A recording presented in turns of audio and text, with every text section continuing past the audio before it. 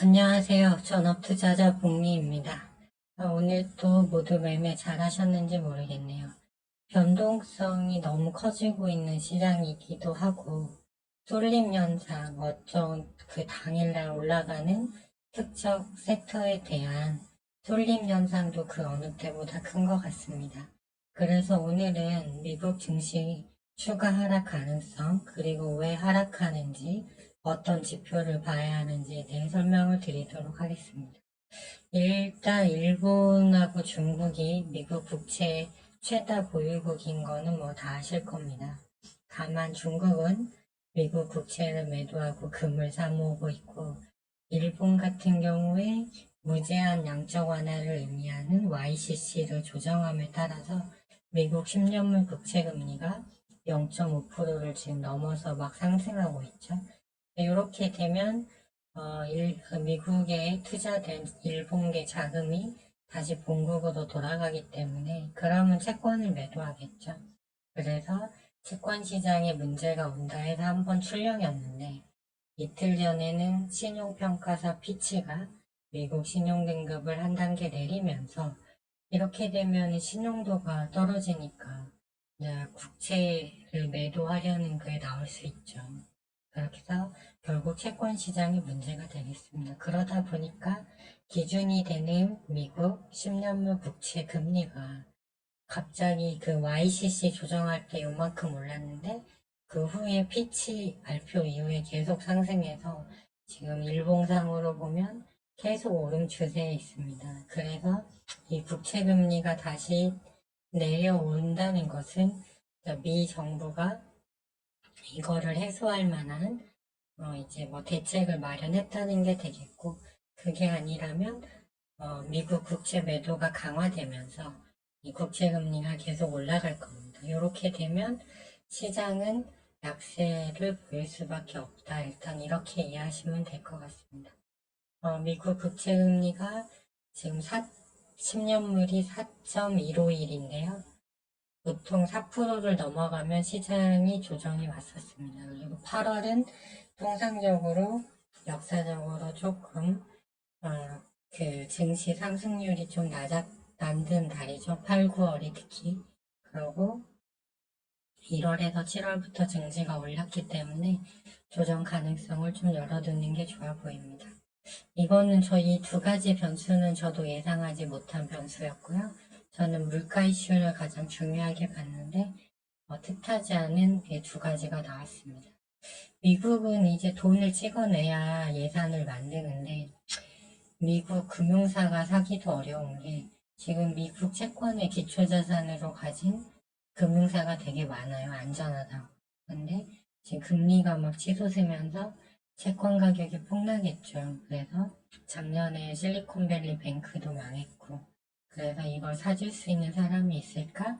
이런 불안감이 지금 미국 10년물 국채 금리를 계속 올리고 있다. 이렇게 보시면 될 것 같고요. 나스닥 선물을 한번 보시면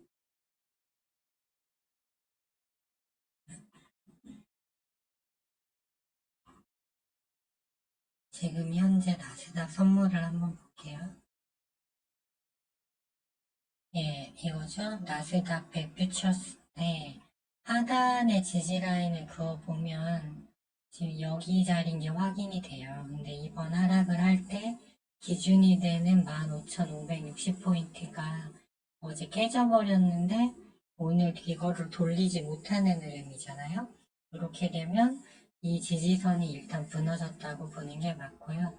그렇다면 이제 이 하단 지지선에서는 지지를 받아줘야 하거든요. 그런데 아직 공간이 좀 남았죠.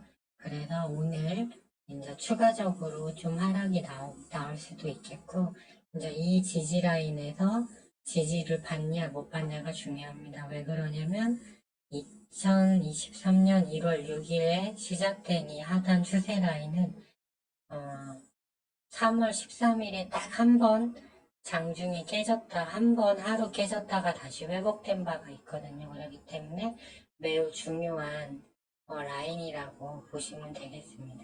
그래서 이 라인이 깨진다면 그때는 이제 좀 조정장이 이어질 수 있다. 그래서 되게 중요한 구간이다. 이렇게 이해를 하시면 될 것 같고요. 나스닥 일봉 차트가 어제 21선을 하회하고 내려왔습니다. 그래서 밑에 61선이 3.37% 밑에 있거든요. 그래서 오늘 추가적으로 하락이 하면 이 21선을 기준으로 봐야 되기 때문에 이제 하향 추세로 접어든다. 이렇게 이해를 하시는 게 좋을 것 같습니다.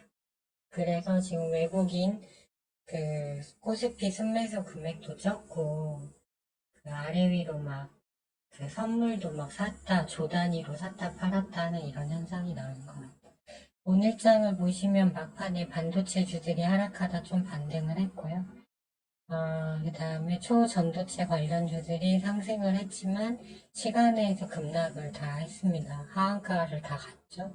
그래서 좀 변동성이 커지고 있고 지금 코로나 확진자 증가 때문에 진단키트주들이 오늘 좋았다가 밀렸어요. 그래서 내려오고 있었는데 이 초전도체 관련주들이 일제히 하한가를 가는 시점에 이쪽이 시간에가 또 다 올라버렸어요. 이 얘기는 여기서 이제 이걸 보고 내일은 여기가 또 가겠구나 해서 일로 시간에서 수급이 다 몰린 거거든요. 그래서 내일 장 초반에는 뭐 SD 바이오 센서, 시젠, 웹지노믹스 이런 게 오를 순 있겠지만 갭을 좀 많이 떠서 갈 거기 때문에 그리고 3분봉, 5분봉 추세가 꺾여 있어요. 그래서 모르겠어요. 일단 내일 또 미국장이 빠지면 수급이 갈 데가 없으니까 일단은 바이오 제약 쪽으로 좀 흐름이 몰릴 것 같습니다. 그리고 2차 전지 쪽도 오늘 이제 120분 봉상 109%가 추세선 위로 올라왔습니다. 그래서 저는 SK 이노베이션을 좀 관심 있게 추적할 생각이고요. 반도체 쪽에서는 SK 하이닉스하고 HPSP 정도 이렇게 보고 있고 그 다음에 내일 오전에 일단은 바이오 제약 쪽이 좀 강할 것 같습니다. 오늘 지금 나미 선물이 1%까지 하락하다가 계속 낙폭을 줄여줘야 되는데 낙폭이 다시 커지는 거 보니까 오늘 또 미국장은 약세일 것 같고 그렇게 되면 오늘 코스닥은 일단 21선 위에 있고 코스피는 11선을 살짝 하회에 있는데 그렇다면 다시 밑에 61선까지 국내 증시도 조정이 나올 수도 있다는 뜻이거든요. 그래서 당분간은 당일 아침에 매수세가 몰리는 섹터가 올라가는 그런 도깨비 장세가 좀 계속 이어질 걸로 보여집니다.